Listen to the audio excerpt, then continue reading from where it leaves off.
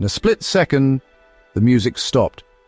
One man lay dead, and a king stood terrified. Welcome to 1 Chronicles chapter 13, the moment a national party turned into a national funeral. This is that story. King David, now ruler of a united Israel, had made Jerusalem his capital, but he knew a nation needed more than a city and an army. It needed a spiritual center. For Israel, that center was the Ark of the Covenant, the symbol of God's presence in the covenant at Sinai.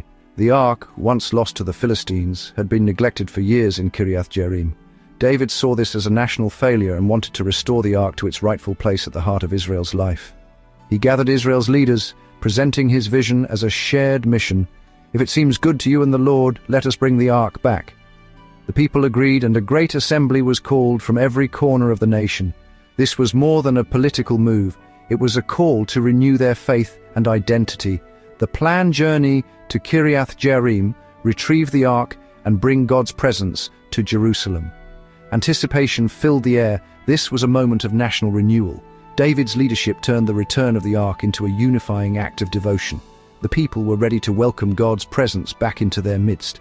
The stage was set for a historic pilgrimage. Israel was about to reclaim its spiritual heart. The day arrived, thousands gathered, music soared, and the Ark was placed on a new cart.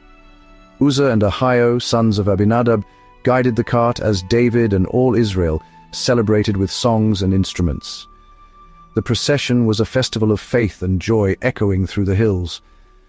But as they reached the threshing floor of Kidon, the oxen stumbled.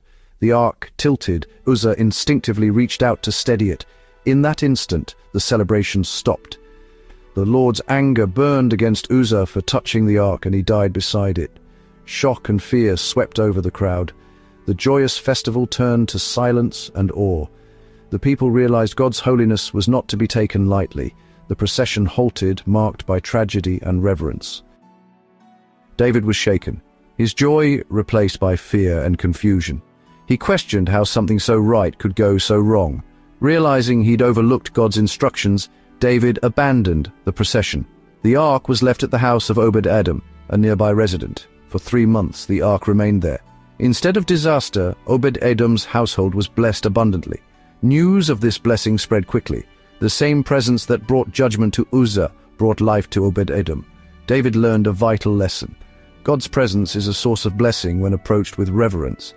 The nation saw that God's holiness demanded respect, not casualness. The failed procession became a turning point in understanding how to honor God. David's desire to bring the Ark to Jerusalem was rekindled, now with humility. The Ark was more than a relic. It was the visible sign of God's presence. It reminded Israel of their covenant, their history, and their identity. When the Ark was with them, God was with them, guiding, protecting, and blessing. Its power was legendary.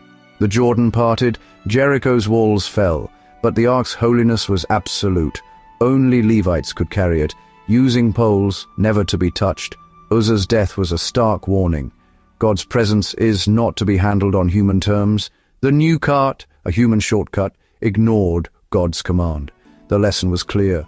Obedience and reverence are essential. God's presence brings blessing or danger, depending on the approach.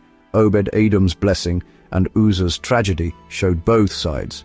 The Ark demanded humility, not presumption. Israel's understanding of God deepened. He is both holy and near. For Christians, David's story with the Ark points to Jesus. The Ark was God's dwelling among his people. Jesus is God dwelling in human flesh.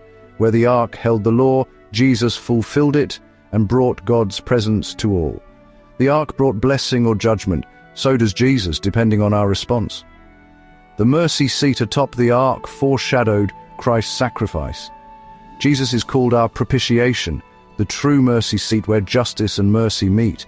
The story of the Ark is more than history. It's a lesson in God's holiness and grace. David's failed attempt showed that God must be approached on his terms.